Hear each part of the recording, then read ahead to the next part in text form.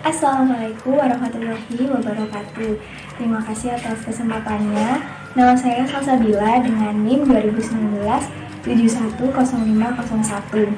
Kali ini saya akan menjelaskan pengertian dari creating competitive advantage atau dalam bahasa Indonesia seringkali disebut dengan keunggulan kompetitif atau keunggulan bersaing. Artinya, kemampuan yang diperoleh melalui karakteristik dan sumber daya suatu perusahaan untuk memiliki kinerja lebih tinggi dibandingkan dengan perusahaan lain pada industri dan pasar yang sama. Baik, selanjutnya adalah bagaimana cara perusahaan terlihat lebih baik maupun lebih unggul daripada perusahaan lain dengan cara memenangkan, mempertahankan, juga mengembangkan pelanggan. Sebagai contoh, saya akan mencontohkan dua toko, yakni toko A dan toko B. Toko A dan toko B sama-sama menjual roti, namun toko A lebih laris daripada toko B. Mengapa kita bisa menyebutnya toko A lebih laris daripada toko B? Ini terlihat ketika toko A ini lebih ramai atau sering didatangi oleh pengunjung dibandingkan dengan toko B. Nah, ternyata setelah dikulik, toko A ini itu memiliki cara tersendiri untuk promosi kepada pelanggannya. Pertama, untuk memenangkan hati para pelanggan, dia membuat sebuah diskon atau promo besar-besaran untuk datang ke toko rotinya. Kemudian, setelah pelanggan itu datang, si toko A ini memberikan sebuah hadiah atau gift kepada pelanggan tersebut. Nah, karena kebaikan atau pelayanan yang baik dari toko A ini, si pelanggan tadi akhirnya ingin lagi membeli produk dari toko A. Karena pengalaman yang baik tadi, kemudian mungkin rasa dari rotinya juga enak, dia akhirnya menceritakan kepada orang-orang lain di sekitarnya untuk membeli di toko tersebut. Jadi, 3 kejadian tadi sudah melewati 3 tahap, yakni memenangkan dengan cara diskon, kemudian mempertahankan dengan cara memberi gift atau pelayanan yang terbaik, kemudian yang ketiga adalah mengembangkan. Kenapa disebut mengembangkan? Karena dengan si A bercerita kepada orang-orang di sekitarnya, itu mempengaruhi orang-orang di sekitarnya untuk membeli produk di toko A. Sedangkan di toko B, dia tidak melakukan promosi atau langkah-langkah yang dilakukan di toko A.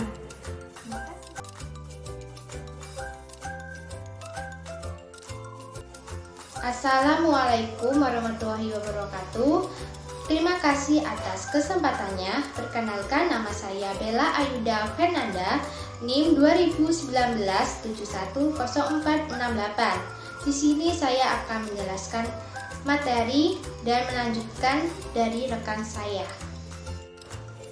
Baik, di sini saya akan menjelaskan materi menciptakan keunggulan kompetitif global pemasaran dan keberlanjutan pemasaran sosial dan lingkungan. Keunggulan kompetitif adalah keuntungan atas pesaing yang diperoleh menawarkan nilai yang lebih besar kepada konsumen. Analisis pesaing adalah kegiatan mengidentifikasi pesaing utama dengan cara menilai tujuan, strategi, kekuatan, dan kelemahan, dan pola reaksi dan memiliki pesaing mana yang akan diserang atau menghindari. Sedangkan strategi pemasaran yang kompetitif adalah strategi yang memposisikan perusahaan melawan pesaing dan memiliki rasa saing yang tinggi dalam memperoleh keuntungannya. Selanjutnya, saya akan menjelaskan strategi pemasaran kompetitif. Ada 2 langkah yang harus dilakukan. Langkah pertama adalah pesaing analisis, yakni proses mengidentifikasi, menilai, dan memilih pesaing utama. Langkah kedua adalah mengembangkan strategi pemasaran kompetitif yang memposisikan perusahaan secara kuat terhadap pesaing dan memberikan keuntungan strategis sekuat mungkin bagi perusahaannya. Baik, saya akan melanjutkan lagi mengenai analisis pesaing. Untuk merencanakan strategi pemasaran yang efektif, perusahaan perlu mencari tahu semua tentang pesaingnya. itu harus terus-menerus membandingkan strategi pemasaran, produk, harga, saluran, dan promosi dengan pesaing terdekat. Dengan cara ini, perusahaan dapat menemukan area dari potensi keuntungan dan kerugian kompetitif. Baik, saya akan melanjutkan lagi mengenai mengidentifikasi pesaing. Ialah biasanya mengidentifikasi pesaing tampaknya menjadi tugas yang sederhana. Di level tersempit ini, sebuah perusahaan dapat mendefinisikan pesaingnya sebagai perusahaan lain yang menawarkan produk serupa dan mengidentifikasikan pesaing dengan semudah kelihatannya.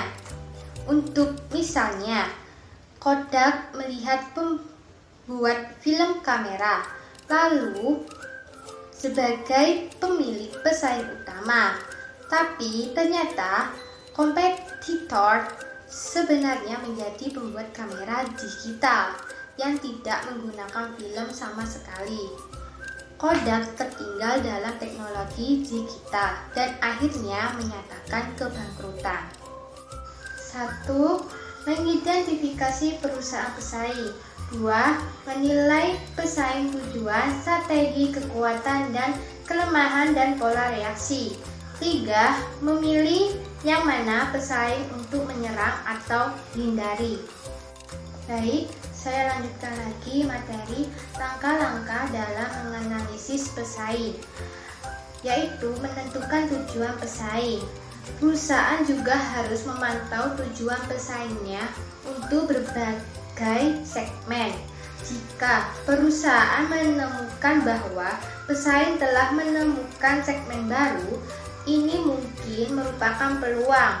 Jika ditemukan bahwa pesaing merencanakan perpindahan baru ke segmen yang sekarang dilayani oleh perusahaan, itu akan memperingatkan dan memudahkan para yang akan mempersiapkan perusahaannya. Baik, saya akan melanjutkan materi selanjutnya. Pesaing baik atau buruk, yaitu sebuah perusahaan sangat membutuhkan dan mendapatkan keuntungan dari kompetitor. Adanya hasil dari pesaing dalam beberapa manfaat strategis. Pesaing dapat berbagi biaya pasar dan mengembangkan produk dan membantu melegitimasi teknologi baru. Mereka mungkin melayani segmen yang kurang menarik atau mengarah pada lebih banyak diferensiasi produk. Suatu industri seringkali berisi pesaing yang baik dan pesaing yang buruk. Pesaing yang baik bermain dengan aturan industri. Pesaing yang buruk sebaliknya, melanggar aturan industri. Mereka mencoba membeli atau berbagi daripada mendapatkannya. Ambil resiko besar dan bermainlah dengan aturan mereka sendiri.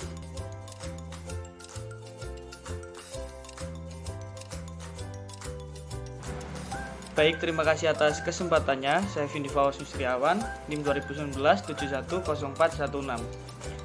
Di sini saya akan melanjutkan presentasi dari kelompok kami.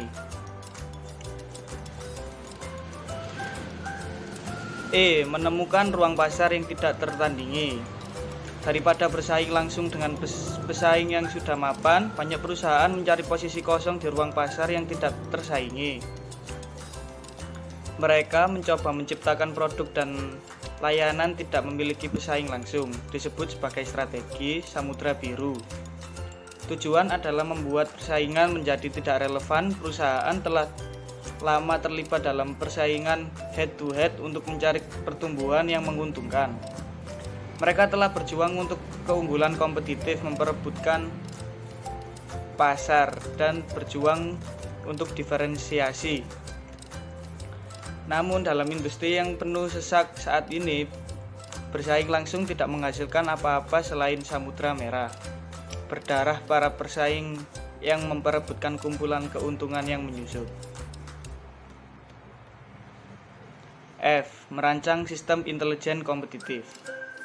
Informasi ini harus dikumpulkan, diinterpretasikan, didistribusikan, dan dipergunakan untuk pertemuan intelijen kompetitif dan menghabiskan banyak uang dan waktu, sehingga perusahaan harus merancang sistem intelijen kompetitif yang hemat biaya. Sistem intelijen kompetitif pertama-tama mengidentifikasi jenis informasi, persaingan penting yang dibutuhkan, dan sumber terbaik dari informasi ini. Kemudian, sistem terus-menerus mengumpulkan informasi dan lapangan, yaitu tenaga penjualan, saluran, pemasok, firma, riset pasar, situs internet dan media sosial, pemantauan online, dan asosiasi perdagangan. Dan diterbitkan data, yaitu publikasi pemerintah, pidato, database online. Selanjutnya, sistem akan memeriksa informasi untuk validitas dan reliabilitas, menafsirkan dan mengatur dengan tepat dengan cara. Akhirnya, ia mengirimkan informasi yang relevan kepada pembuat keputusan dan menanggapi pertanyaan dan manajer tentang persaingan. Terima kasih.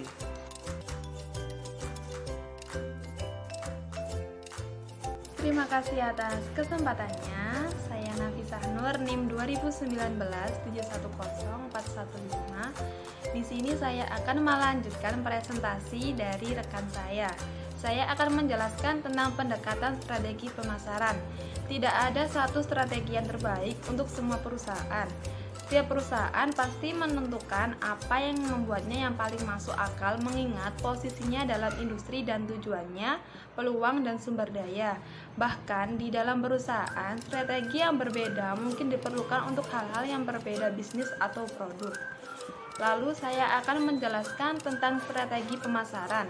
Ada beberapa strategi pemasaran. Yang pertama yaitu pemasaran kewirausahaan. Kebanyakan perusahaan dimulai oleh individu yang hidup dengan kecerdasan mereka. Kedua, pemasaran terformulasi, yaitu perusahaan semakin sukses dan berkembang diperlukan pemasaran yang terformulasi. Yang ketiga, pemasaran intrapreneurial, yaitu banyak perusahaan besar dan matang terjebak dalam formulasi pemasaran. Selanjutnya yaitu ada strategi kompetitif dasar. Yang pertama, kepemimpinan biaya secara keseluruhan. Yang dimaksud itu yaitu biaya rendah, membiarkan harga perusahaan lebih rendah dari pesaingnya dan memenangkan pangsa pasar yang besar. Selanjutnya ada diferensiasi, yaitu perusahaan berkonsentrasi menciptakan yang sangat terdiferensiasi lini produk dan program pemasaran sehingga tampil sebagai pemimpin kelas di industri. Selanjutnya ada fokus. Di sini perusahaan memfokuskan upaya untuk melayani beberapa segmen pasar dengan baik daripada mengejar seluruh pasar. Lalu yang selanjutnya ada beberapa pemberian nilai pelanggan yang superior. Perusahaan dapat mengejar salah satu dari 3 strategi berikut. Yang pertama ada keunggulan operasional. Yang dua ada kedekatan pelanggan. Yang ketiga ada kepemimpinan produk. Selanjutnya yaitu strategi pemimpin pasar. Pertama, mereka menemukan cara untuk memperluas permintaan total. Kedua, dapat melindungi pangsa pasar mereka saat melalui tindakan defensif dan ofensif. Ketiga, dapat mencoba dan memperluas pangsa pasar mereka lebih jauh meskipun ukuran pasar tetap konstan. Sekian, terima kasih. Wassalamualaikum warahmatullahi wabarakatuh.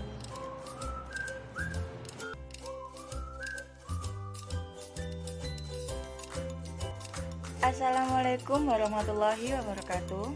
Terima kasih atas kesempatannya. Saya Siti Farihatus Solihah dengan NIM 2019-710404. Di sini saya akan menjelaskan tentang strategi penantang pasar. Penantang pasar harus terlebih dahulu menentukan pemain mana yang akan ditantang dan strateginya objektif.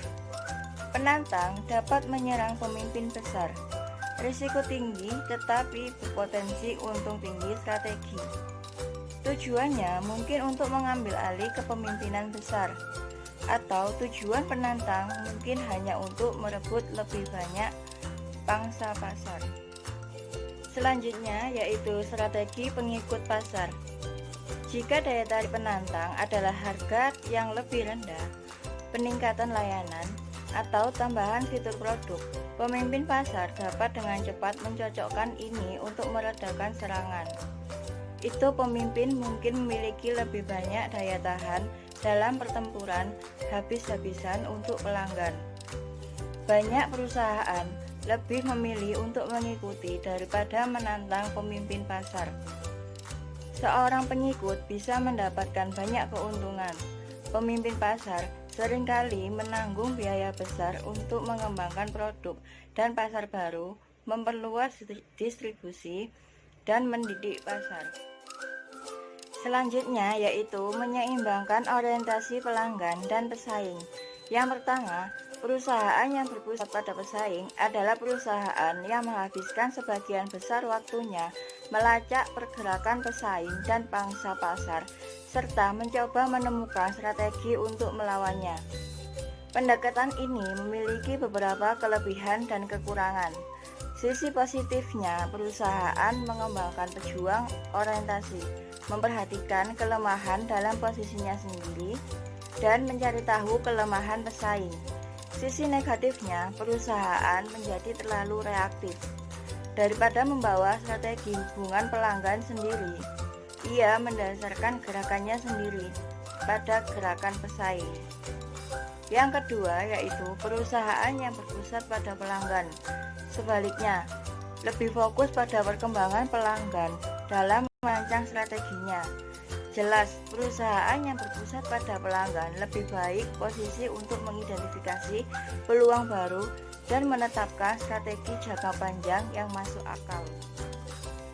Baik, selanjutnya yaitu cara untuk membangun hubungan pelanggan yang menguntungkan dengan memberikan lebih banyak nilai pelanggan. Yang pertama yaitu membangun hubungan pelanggan. Manajemen hubungan pelanggan adalah keseluruhan proses membangun dan memelihara hubungan pelanggan yang menguntungkan dengan memberikan nilai dan kepuasan pelanggan yang tinggi. Proses ini berhubungan dengan semua aspek untuk meraih, mempertahankan, dan menumbuhkan pelanggan. Nilai anggapan pelanggan adalah evaluasi pelanggan tentang perbedaan antara semua keuntungan dan biaya tawar pasar dibandingkan dengan penawaran pesaing. Kepuasan pelanggan adalah tingkatan di mana kinerja anggapan produk sesuai dengan ekspektasi pembeli. Tingkat dan saran hubungan pelanggan adalah bagaimana perusahaan dapat membangun hubungan pelanggan dalam banyak tingkat tergantung pada sifat pasar target. Yang kedua yaitu menangkap nilai dari pelanggan. A. Menciptakan kesetiaan dan retensi. Pelanggan adalah manajemen hubungan pelanggan yang baik menciptakan kepuasan pelanggan. B. Menumbuhkan pangsa pelanggan adalah bagian pembelian pelanggan yang didapatkan perusahaan atas kategori produknya. C. Membangun ekuitas pelanggan adalah gabungan seluruh nilai seumur hidup pelanggan dari semua pelanggan perusahaan. D. Hubungan yang benar dengan pelanggan yang teorinya artinya jenis pelanggan yang berbeda memerlukan strategi manajemen hubungan yang berbeda. Tujuannya adalah membangun hubungan yang benar dengan pelanggan yang tepat. Terima kasih. Assalamualaikum warahmatullahi wabarakatuh.